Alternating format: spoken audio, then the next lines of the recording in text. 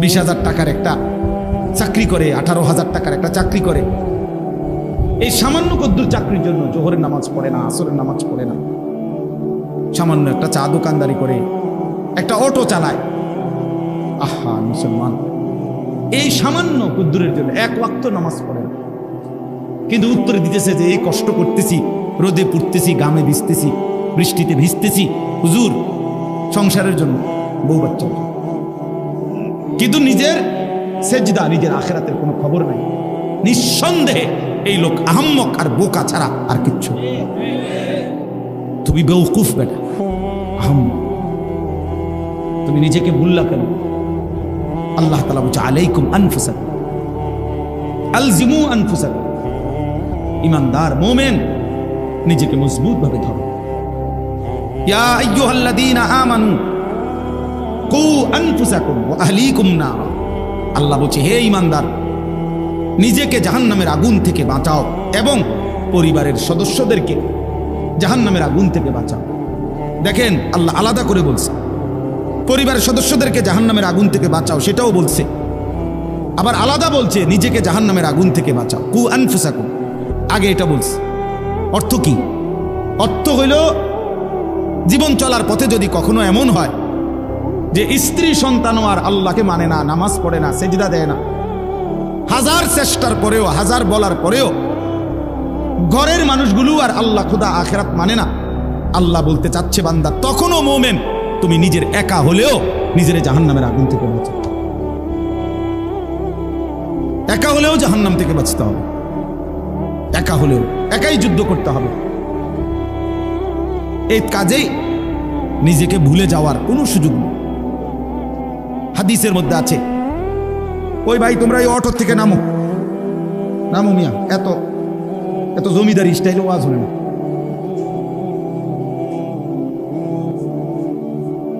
জি তাইলে এটা জরুরি।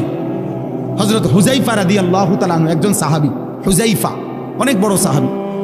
তো উনি একদিন নবীজি সাল্লাল্লাহু আলাইহি সাল্লামকে জিজ্ঞেস করে, যাদেরই বসার সুযোগ হয় বউ, বসলে ভালো, বসলে বরকত হয়। যদি একান্ত বৃষ্টির কারণে, কাদার কারণে বসতে নাই পারলে তো ঠিক আছে, তাহলে দাঁড়ায়, নাই তো বসার সুযোগ থাকলে বসে শুনলে বরকত হয়। আল্লাহর কথা বসে শুনলে বরকত হয়, মনোযোগ হয়, দিল জমে।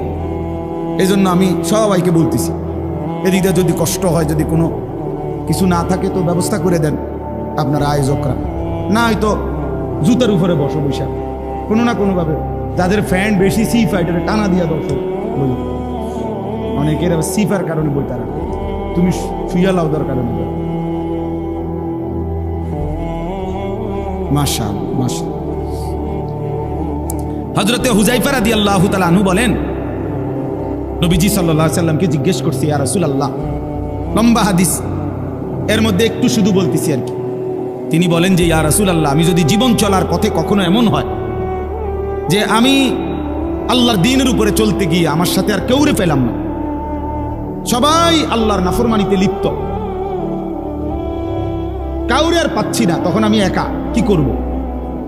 এ তখন হাদিসে আছে নবী সাল্লাল্লাহু আলাইহি ওয়াসাল্লাম বলছেন, ফাতাজিলিল ফিরাকা কুল্লাহা, ঠিক আছে তাহলে সব দল সব মত ছেড়ে দাও, তুমি একাই। নবীজি বলছে গাছের ওয়ালাউ আন তাআদ্দা বিআসলি শাজারাতিন, গাছের শিকড়, গাছের গোড়ালি কামড়াইয়া দইরা তুমি তোমার দ্বীনের উপরে একাই মজবুত থাকো। প্রয়োজনে গাছের শিকড় কামড়ায় দাও, আমি একাই, তবু আমি আল্লাহর নাফরমানি করব, আমি আল্লাহর নাফরমানি করব, আমার সাথে আমি আর কাউরে পাইলাম তো ঠিক আছে একাই। রাসূলুল্লাহ সাল্লাল্লাহু আলাইহি সাল্লামের একজন সাহাবী ছিলেন আবু যর গিফারি রাদিয়াল্লাহু তাআলা আনহু। নবীজির ইন্তেকালের পরে সাহাবাদের জামানায় উনার ব্যক্তিগত একটা মত ছিল একটা মাসআলায়। এই একটি মত ছিল এরকম উনার, যেই মতে পক্ষে উনার পক্ষে একজন সাহাবীও ছিল না, মানে এই কথাটার উপরে আর কেউ একমত না, শুধু এটা উনি একাই কইছে, আর কেউ উনার সাথে একমত ছিল না। সাহাবীরা তখন এই সাহাবী আবু যর গিফারি রাদিয়াল্লাহু তাআলা আনহু, হযরত ওসমান রাদিয়াল্লাহু তাআলা আনহুর জামানায় মদিনা থেকে অনেক দূরে, 300 কিলোমিটার আরো বেশি হবে, একেবারে নিভৃত একাকী একটি এলাকার মধ্যে, শুধু একা, উনি একাই সেখানে চলে গেছেন এবং সেখানেই ওনার ইন্তেকাল হয়েছে। একাকিত্ব জীবন গ্রহণ করছে, রাবাজা নামক জায়গার মধ্যে চলে গেছেন তিনি। এটা অনেক বড় মাসালা, এই জন্য আমি মাসালাটা কইলাম না, মানে এটা লইয়া যেহেতু আমার এখন আলোচ্য বিষয় না। বলার উদ্দেশ্য শুধু এইটা, এক মুমিনের হিম্মত হবে এটা, যে এই পৃথিবীতে আমি যদি আর কেউ, হ্যাঁ না না এটা দরকার নেই আমরা, মানে এটা প্রয়োজনীয় না, আপনাদের বুঝার বিষয় না আর কি, আল্লাহকে কইলাম। তো মানে প্রয়োজন শুধু এই কথাটা উদাহরণ দিছিলাম আর কি, এই কথাটা দেখানোর জন্য যে জীবন চলার পথে যদি ইমানের উপরে থাকতে গিয়ে, ইসলামের উপরে থাকতে গিয়ে, আল্লাহর দ্বীনের উপরে থাকতে গিয়ে আমি একাও যদি হয়ে যাই, তো আমাকে একাই কি করতে হবে? আল্লাহর দ্বীনের উপরে থাকতে। আমি আর একজনে কিরমু, সমাজের এই দশা, 10 জনের এই দশা, আর আমি একলা কিতা করব হুজুর? 10 জনের যে গতি আমারও সেই গতি, এটা কোনো কথা হইতে, এইটা বুঝাইতে চাচ্ছে, এটা কোনো মুমিনের কথা না। রাসূলুল্লাহ সাল্লাল্লাহু আলাইহি সাল্লামের একটা যুদ্ধ ছিল, হুনাইনের যুদ্ধ, নবীজির জামানায়। মক্কা বিজয়ের পরে নবীজি একটা যুদ্ধ করছিলেন 12,000 সাহাবী নিয়ে, মাত্র 4,000 কাফেরের মোকাবেলায়, যুদ্ধ শুরুতে 4,000 কাফেরের আক্রমণে 12,000 সাহাবী একসাথে যুদ্ধের ময়দান ছেড়ে দিছে, ছিন্ন ভিন্ন হয়ে গেছে। এই 4,000 কাফেরের অতর্কিত আক্রমণে পুরা ময়দান থেকে যখন সিটটা বিটটা গেছে, 12,000 সাহাবী হুনাইনের যুদ্ধে, হাদিসের মধ্যে আছে, তারিখের মধ্যে আছে, ওই সময় একা আল্লাহর নবী সাল্লাল্লাহু আলাইহি সাল্লাম ওই যুদ্ধের ময়দানে একাই তিনি দাঁড়িয়েছিলেন এবং নবী সাল্লাল্লাহু আলাইহি সাল্লাম কাফেরদের দিকে তাকিয়ে বলছিলেন এবং সাহাবীদের দিকে তাকিয়ে একটা কথা বলছেন, দুই দিকে দুইটা কথা বলছে। সাহাবীদেরকে ডাক দিয়ে বলছে, আনান নবিয়্যু লা কাযিব, সাহাবীরা শোনো, আমি নবী, আমি মিথ্যুক নই, আমার উপরে আল্লাহর সাহায্য আসবেই, তোমরা ফিরে আসো। আর কাফেরদের দিকে তাকাইয়া বলছে, আনা ইবনু আব্দুল মুত্তালিব, আমি আব্দুল মুত্তালিবের বংশের সন্তান,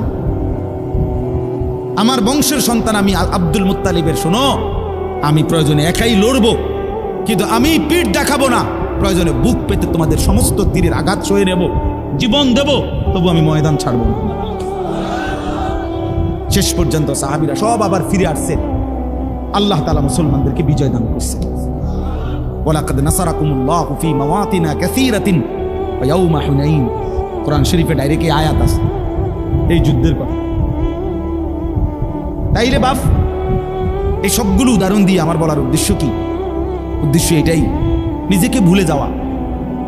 আজকে তোমরা অনেক কিশোর যুবক ছেলে বাপ, এতটুকু আত্ম উপলব্ধি তোমাদের নাই যে সকাল থেকে নিয়ে রাত পর্যন্ত তোমরা কি করছো। প্রিয় ভাই আমার, তুমি তো একজন মুসলমানের সন্তান, তোমার আব্বা মুসলমান, মা মুসলমান, তোমার দাদা দাদি নানা নানি মুসলমান, তোমার চারপাশের আত্মীয় স্বজন সব মুসলমান। সারাদিনে যারা এক ওয়াক্ত নামাজ, ফজর থেকে এশার নামাজ, এক ওয়াক্ত নামাজ যারা পড়ল না, আমার প্রিয় সন্তান, বলো মুসলমান এমন হয়?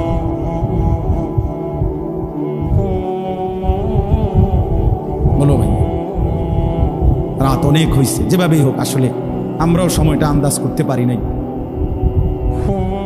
যার কারণে আমারও টার্গেট ছিল না এত রাত হবে।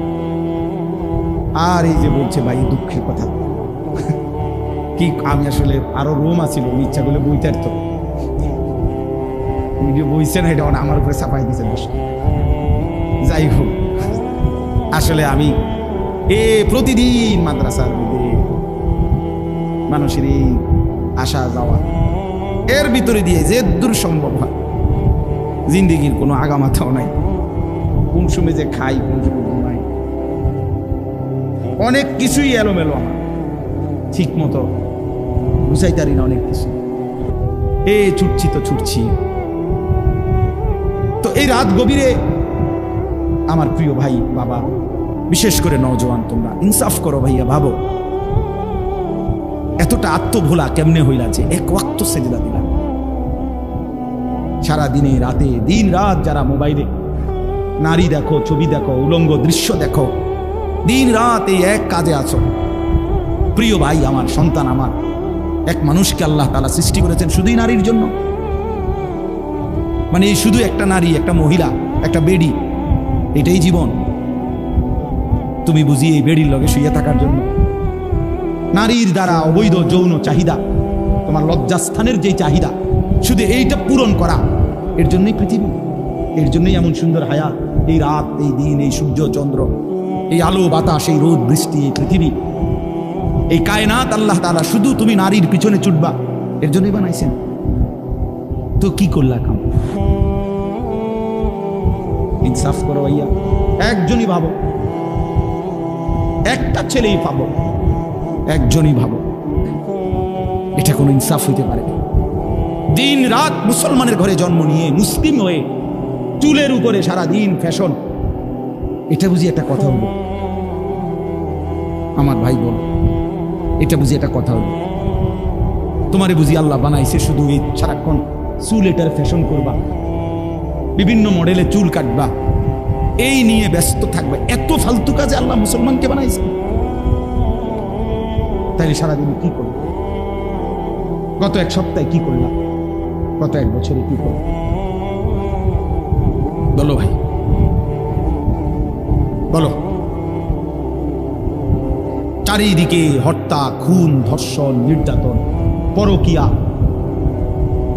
স্বামী থাকতে স্ত্রী অন্য নারীতে আসক্ত, স্ত্রী থাকতে পুরুষ অন্য নারীতে আসক্ত। কি পরিমাণ বেড়ে গেছে, কি পরিমাণ অসভ্যতার অস্থিরতা বেড়ে গেছে।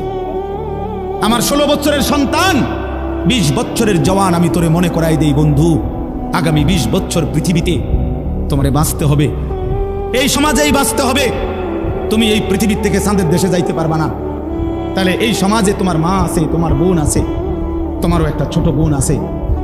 এই সমাজে তুমি যাকে আজ হোক কাল হোক বিবাহ করবে, তাহলে এই নারী যদি পবিত্র না থাকে, তোমার মেয়ের নিরাপত্তা কোথায়? তোমার বোনের নিরাপত্তা কোথায়?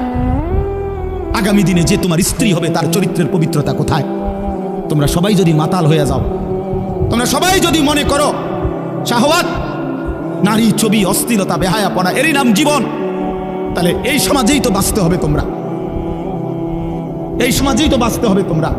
তো তোমরা যদি নিজের হাতে নিজের ক্ষেত, নিজের ফসল, নিজের সমাজ, নিজের এলাকা যদি এভাবে তছনছ করে দাও, নষ্ট করে দাও, তো একটি নিরাপদ সমাজ কেমনে পাইবা ভাইয়া? কে এনে দিবে উত্তম সমাজ? কে এনে দিবে?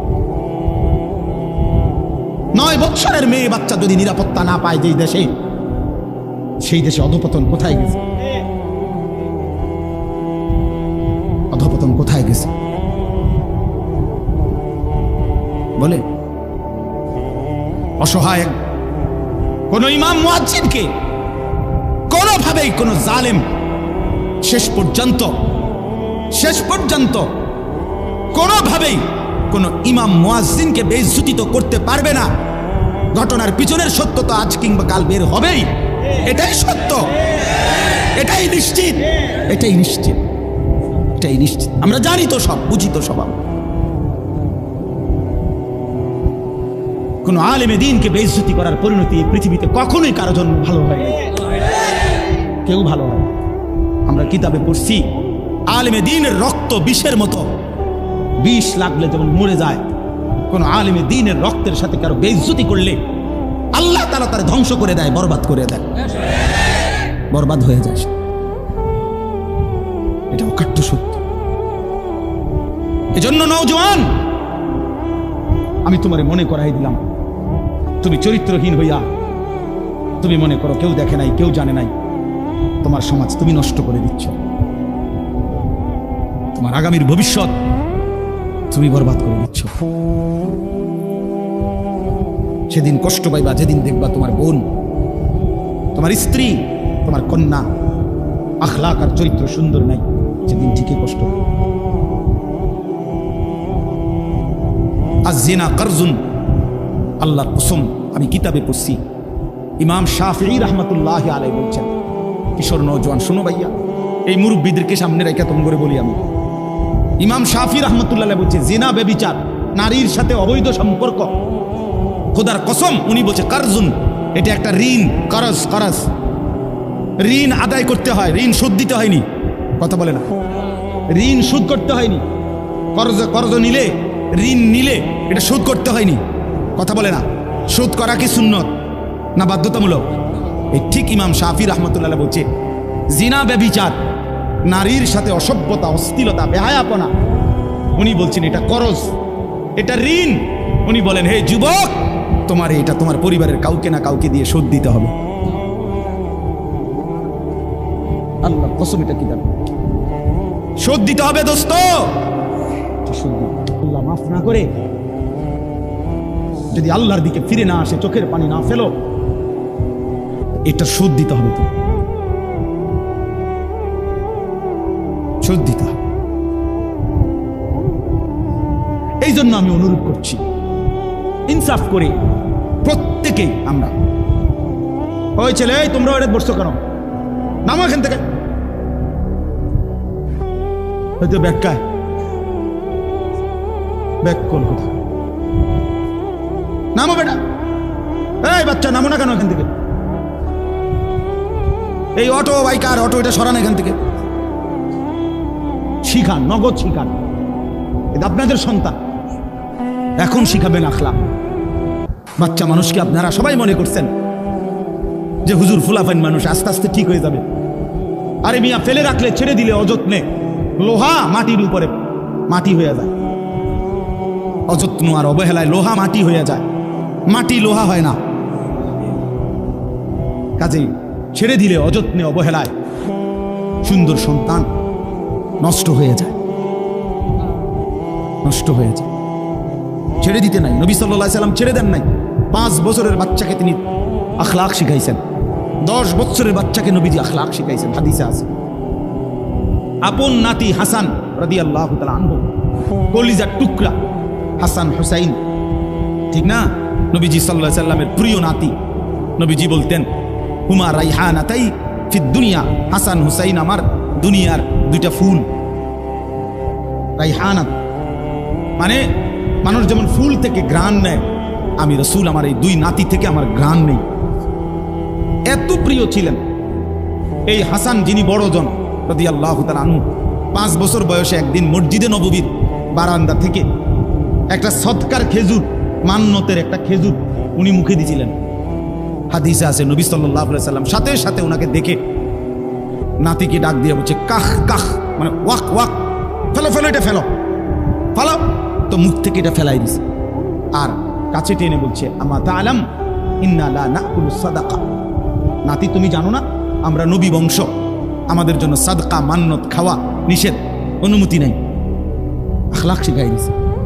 অথচ একটা খেজুর ইচ্ছা করলে আরো 10টা খেজুর নবীজি ঘরের থেকে আইনা দিতে পারতেন। বুঝেন নাই কথাটা? তো দেওয়া তো যাইতো খেজুরটা, এখানে রাইখা দিতে পারতো, ফুলাইন মানুষ খাইছে, ঠিক আছে, আমার ঘরের থেকে আরো 10টা আইনা দেই, কিন্তু আখলাক তো শিখতো না। আজকে যদি না শিখাইতেন, সে কি আর জীবনে এটা শিখতো? এই জন্য নবীজি সাল্লাল্লাহু আলাইহি সাল্লাম যাকে খুব আদর করতেন, তাকে তিনি প্রয়োজনের মুহূর্তে ঠিকই কি শিখাইছেন? আখলাক শিখাইছেন। 10 বছরের সাহাবী আমর ইবনে সালামা রাদিয়াল্লাহু তাআলা আনহু, 10 বছরের একজন সাহাবী, 10 বছর বয়স্ক, নবীজির সাথে একদিন খাইতে বসছে একসাথে একই দস্তরখানে। তো ওই ছোট মানুষ, উনি বারবার হাত নাড়ানাড়ি করতেছিলেন, একবার এন্দিয়া লয়, একবার এন্দিয়া লয়। আল্লাহ নবী সাল্লাল্লাহু আলাইহি ওয়াসাল্লাম তখন, হাদিসের মধ্যে আছে, মুসলিম শরীফের হাদিস, নবীজি ওনাকে বললেন, ইয়া গোলাম, হে প্রিয় বৎস, সাম্মিল্লাহ, বিসমিল্লাহ বলো, কুল বিয়ামিনিকা, ডান হাতে খাও, কুল মিম্মা ইয়ালিকা, তোমার সামনের থেকে খাও। এই 3টা বিষয় নগদ আখলাক শিখাইছে। বিসমিল্লাহ বলো, ডান হাতে খাও, সামনের থেকে খাও, এরকম হাত নাড়ানাড়ি। আপনি বাবা কোনোদিন জিজ্ঞাসা করলেন না আপনার 14 বছরের ছেলেটারে যে, বাপ তুমি এটা কার মতো চুল রাখছো? তুমি কিসের বাপ? তুমি কিসের অভিভাবক? আপনার সামনে ছেলেটা কোন বেঈমানের মতো চুল রাখছে তারে জিগাইলেন না যে, যার মতো চুল সাজলি ওই তোর আব্বানি, ওই তোর বাপনি, জিগাইলেন না? সে তোর প্রিয় হলো কেমনে? আর্জেন্টিনার খেলোয়াড় তোর প্রিয় হলো কেমনে বেঈমান? এই মুসলমানের বাচ্চা, বল বেটা, এখন দাঁড়ায় বল বেটা, কোন কাফের বেঈমান, কোন খ্রিস্টানের বাচ্চা, কোন ইহুদি তুই মুসলমানের ঘরে জন্ম নিয়া তোর রক্তে মুসলমান মার রক্ত, তুই কেমনে ওই বেঈমানের মতো সাজলি? এই বেহায়া, বল বেহায়া, তোদের যাদের চুল এরকম, বল বেটা এখন দাঁড়া। ওই বেঈমান তোর পছন্দ হলো কেন? তোর রক্ত ইসলাম নাই বেটা? তোর মা মুসলমান না? তোর বাপ মুসলমান না বেটা? তোর দাদা দাদি মুসলমান না? ওরা সব বোকা, তুই চালাক হয়ে গেছ বেটা, তুমি পণ্ডিত হয়ে গেছ। কোন বেঈমানের অংশগ্রহণ করলাম? কেন সাজলাম বেঈমানের মতো? তোমার নবী নাই, তোমার রাসূল নাই, তোমার আল্লাহ নাই, তোমার নবী সাল্লাল্লাহু আলাইহি সাল্লাম চুল রাখে নাই? কথা বলে না কেন? আল্লাহর নবীর চুল ছিল কিনা? নবীজির চুল মোবারক ছিল কিনা? তিনি চুল রাখতেন কিনা? তো তিনি কেমনে সাজলেন? এটা আমার পছন্দ হয় না কেন? নবীর সাহাবী সোয়া লাখের চাইতে বেশি সাহাবী, লক্ষের চাইতে, ওনাদের চুল ছিল না মাথায়? তো ওনাদের চুল কেমন ছিল তার কোনো বর্ণনা নাই কিতাবে? তো তুমি দেখো না এটা? তোমার ধর্মকে তুমি এত বড় বেইজ্জতি করলা কেন? তোমার রাসূলকে তুমি এত বড় বেইজ্জতি করলা কেন?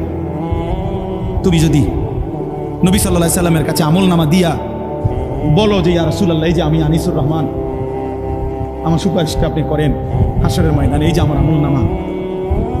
আল্লাহ নবী সাল্লাল্লাহু আলাইহি ওয়াসাল্লাম যদি আমলনামা উল্টাইয়া দেখবে আর বলবে, হায় আনিসুর রহমান, 6 মাস 1 বছর কোনোদিন ফজরের নামাজ পড়ল না, আমার উম্মত, আমি 23টা বছর চোখের পানি ফেললাম, আমি কত পাথরের আঘাত সইলাম, আমি ক্ষুধার কষ্টে পেটে পাথর বাঁধলাম, আমি দান দান শহীদ করা রক্ত নিয়ে ময়দানে বেহুশ হয়ে পড়েছিলাম, আমি সারা রাত দাঁড়িয়ে চোখের পানি ফেলে তোমাদের জন্য, উম্মতের জন্য কেঁদেছিলাম, বিনিময়ে এই আমলনামা? 30 বছর তুমি মুসলমান সুদ খায়,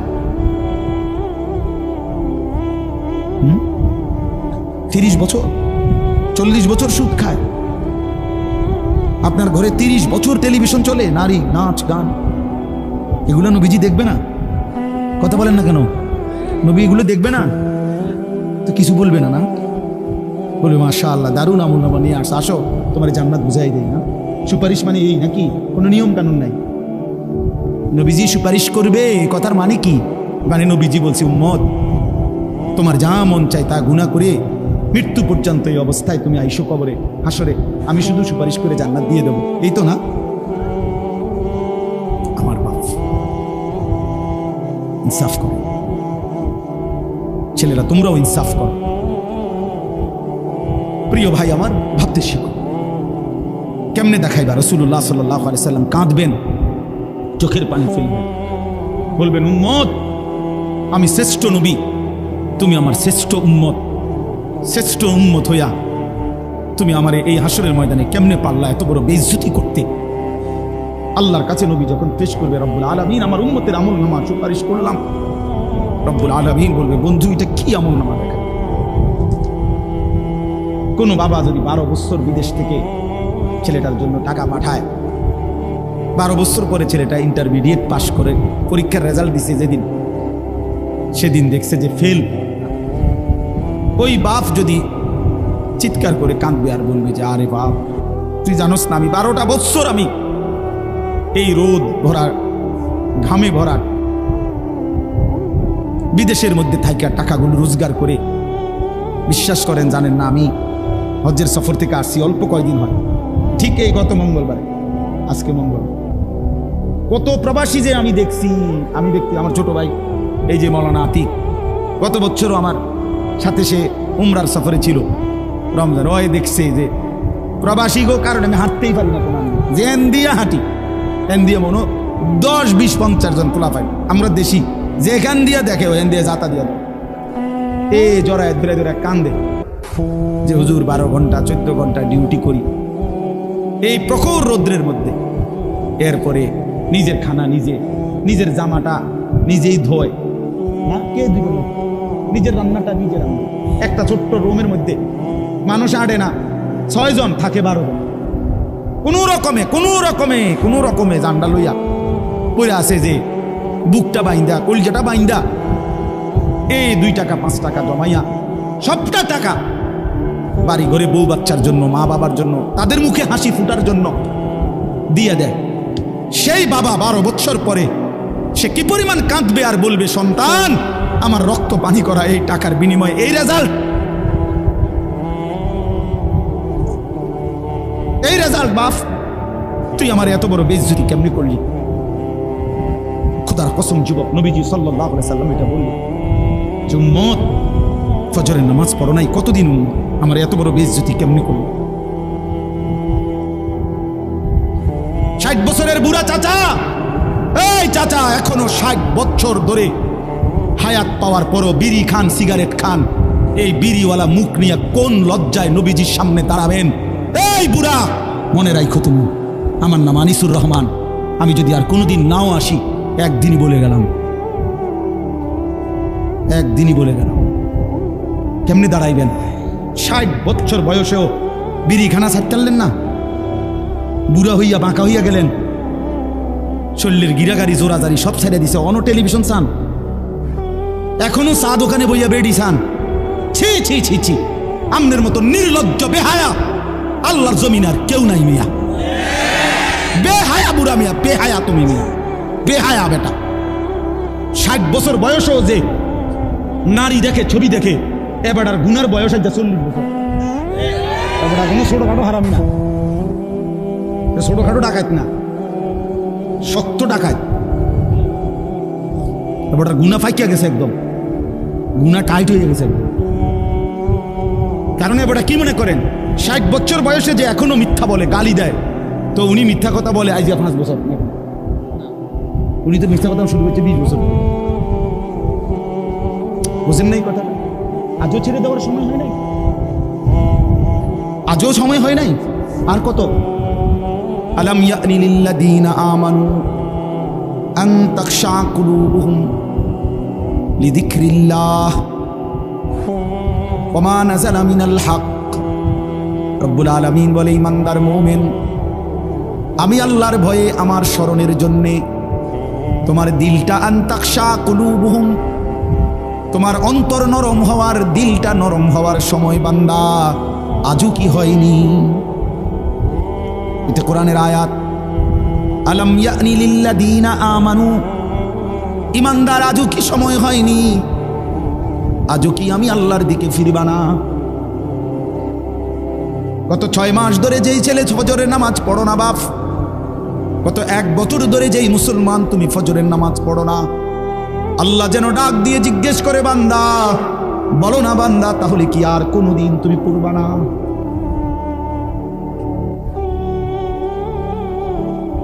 আমি কি বুঝি তোমাকে এমনি এমনিই খাওয়াবো আর পড়াবো, তুমি কি আমাকে সেজদা দিবা না? কি হবে উত্তর? ইয়া আইয়ুহাল ইনসানু মা গাররাকা বিরাব্বিকাল কারীম। রব্বুল আলামিন বলে, মানুষ, বান্দা আমার, মানুষ আমার মতো দয়ালু মেহেরবান রব, আমার মতো এমন দয়ালু মালিক, আমার মতো দয়ালু এমন লালন পালনকারী আল্লাহ, তাকে কেমনে ভুলে কে তোমাকে ধোঁকা দিল? আমি আল্লাহকে ছেড়ে দিলাম। মা গাররাক, তুমি কি জানো বান্দা, আমি তো সেই আল্লাহ, 1 ফোঁটা নাপাক পানির উপরে এমন সুন্দর একটা ডিজাইন আমি আল্লাহ করেছি। এই পৃথিবীর কাউকে বলো না 1 ফোঁটা পানির উপরে একটা সুন্দর মানুষের আকৃতি দিতে, পানির উপরে ডিজাইন করবে কেমনে? পানির মধ্যে ডিজাইন করবে কেমনে? রব্বুল আলামিন বলে, বীর্যের 1 ফোঁটা পানির মধ্যেই তো আমি এমন সুন্দর আকৃতি দিয়েছি। ইন্না খালাকনাল ইনসানা মিন নুতফাতিন আমশাজ, নাপাক বীর্যের ফোঁটা থেকেই তো আমি আল্লাহ মানুষকে বানিয়েছি। আল্লাযী খালাকাকা ফাসাওয়াকা ফাআদালাক ফি আইয়ি সূরাতিন মা শাআ রাক্কাবাক। আমি তো বানিয়েছি, আমি তো সাজিয়েছি, আমি তো এমন সুন্দর চেহারার রং দিয়েছি। এমন দয়ালু মাওলা কেমনে ভুলে গেলা? কেমনে ভুলে গেলা? আলাম নাজআল লাহু আইনাইন, আল্লাহ বলে, বলো না বান্দা, আমি কি 2টা চোখ দেই নাই? বলো, সবাই উত্তর দেন। হ্যাঁ, ওয়ালিসানান, আল্লাহ বলে বলো না বান্দা আমি কি জিহ্বা দেই নাই। ওয়াশাফাতাইন, আল্লাহ বলে বলো না বান্দা আমি কি দুইটা ঠোঁট দেই নাই, দিয়েছেন। তাইলে সেই মালিক যদি বলে বান্দা আমার দেওয়া জবানে আমার নামটা আমি শুনতে পারলাম না কেন, আমার দেওয়া চোখে আমার কালাম তুমি দেখলা না কেন, আমার দেওয়া কপাল আমি আর রব্বুল আলামিন আমারে সেজদা দিলা না কেন। বন্ধু মনে রাখো ভাইয়া, একটা কথা শক্ত কই, রাগ হইও না প্রিয় ছেলে বাপ, এই কপাল পৃথিবীতে উপার্জনের দুনিয়াবি কোনো কাজে লাগে না। এই হাত পাও এগুলো মানুষের অঙ্গ প্রত্যঙ্গ কাজে লাগে বিভিন্ন উপার্জনের কামে। এই কপাল এটা দুনিয়াবি কোনো কামে লাগে না, এটা কোনো কাজের জন্য, ওটা দিয়ে কোনো উপার্জনের কোনো কামে, দুনিয়ার কামাইয়ের কোনো কাজে এই কপালের এটুকু জায়গা ব্যবহার হয় না, এটা লাগে না। তাই এটা আল্লাহ তাআলা কেন বানাইছেন? খোদার কসম রব্বুল আলামিন এই কপাল শুধুই সেজদার জন্য বানাইছেন, শুধু সেজদার জন্য। এই জন্য যে কপাল সেজদা দেয় না, যে কপালে সেজদা নাই, তুই মানুষও না, মানুষের বাচ্চাও না, ইনসানের কোনো কাতারে সে পড়ে না, সে কোনো মানুষের কাতারে পড়ে না, ইনসানের কোনো কাতারে পড়ে না যার কপালে সেজদা। কারণ কপাল বানানোই হয়েছে, সেজদা কাকে বলে? ওয়াদউল জাবহাতে আলাল আরদ, জমিনের মধ্যে কি রাখা, তো কপাল রাখাটারই কি কয়, তার মানে সেজদা কপাল, কপাল বানানোই হয়েছে কিসের জন্য? নবী সাল্লাল্লাহু আলাইহি সাল্লাম বলেন আকরাবু মা ইয়াকুনুল আবদু মির রাব্বিহি ওয়া হুয়া সাজিদ। নবীজি বলেন কোন বান্দা আল্লাহর সবচেয়ে ঘনিষ্ঠ হয়, আকরাব সবচেয়ে ঘনিষ্ঠ হয় যখন সে সেজদা করে, সেজদা করে।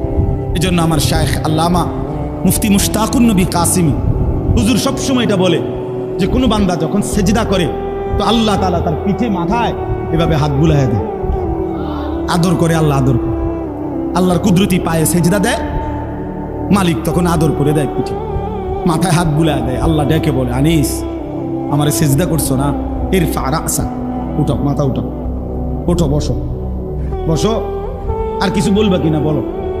তো বান্দা বলে আত্তাহিয়াতু লিল্লাহি ওয়াস সালাওয়াতু ওয়াত তাইয়্যিবাত। আল্লাহ বলে আচ্ছা আমার প্রশংসা করলা, খুশি হলাম, আর কিছু? আল্লাহুম্মা সাল্লি আলা মুহাম্মদ ওয়া আলা আলি মুহাম্মদ। ও মাশাআল্লাহ, আমার বন্ধুর প্রশংসা করলা, দুরূদ পড়লা, আমি এত খুশি হলাম, এখন কিছু আর বলবা? তো বান্দা বলে আল্লাহ সেজদা দিয়ে আপনার কাছে আসলাম, আপনার প্রশংসা করলাম, আপনার বন্ধুর দুরূদ করলাম, একটা উদ্দেশ্য আছে, মাকসাদ আছে। কি মাকসাদ, কি উদ্দেশ্য? আল্লাহুম্মা ইন্নী যালামতু নাফসি যুলমান কাসীরা। আয় মাওলা, আমি বড় নাফরমান মাওলা, আমার গুনাহ অনেক বেশি মাওলা, আর আমি জানি ওয়ালা ইয়াগফিরুয যুনুবা ইল্লা আনতা, আপনি ছাড়া আর মাফ করার কেউ নাই। এই জন্য আপনার এত কাছে আসলাম, আপনার স্পর্শ পেলাম, আপনার বড় আকরাব ঘনিষ্ঠ হলাম। উদ্দেশ্য হলো ফাগফিরলি মাগফিরাতাম মিন ইনদিক, আপনার পক্ষ থেকে আমারে ক্ষমা করে দেন, ওয়ারহামনি, আমার একটু দয়া করে দেন, ইন্নাকা আনতাল গফুরুর রহিম, আপনি মাফ করবেন না কা, আপনি তো ক্ষমাশীল, আপনি দয়া করবেন না কেন, আপনি তো রহিম, দয়াবান। আল্লাহ বলে কস কিরে বান্দা, এত আদর করে বললি মাফ না করি কেন? হ্যাঁ কি কইছেন এখন? আল্লাহু আকবার। এই জন্য বান্দা যখন সালাম ফিরায় এই ডানে বামে, তখনই একবার কি পড়ে আল্লাহু আকবার। অর্থাৎ উদ্দেশ্য হলো সে সালাম ফিরাইয়াই আল্লাহু আকবার বলে, অর্থ বলে আরে মানুষের জানায় ভাই সাহেব আল্লাহ বহুত বড় মহান, উনি আমার মাফ করে দিয়েছেন। আল্লাহু আকবার। এই জন্য আপনারাই তো কইয়া উঠলেন আল্লাহু আকবার নিজে নিজে। আল্লাহু আকবার। জন্য দোস্ত বান্দা সেজদা দিয়ে বসলে সালাম ফিরাইবার আগে আগে রব মাফ। চলো ইনশাআল্লাহ রাত গভীরে চলো নিয়ত করি ইনশাআল্লাহ। নওজোয়ান, আগামী দিন ইসলামের জন্য তোমাদের দরকার, আগামীর পৃথিবীতে কালেমার পতাকা উড়াবার জন্য নওজোয়ান তোমরাই দরকার।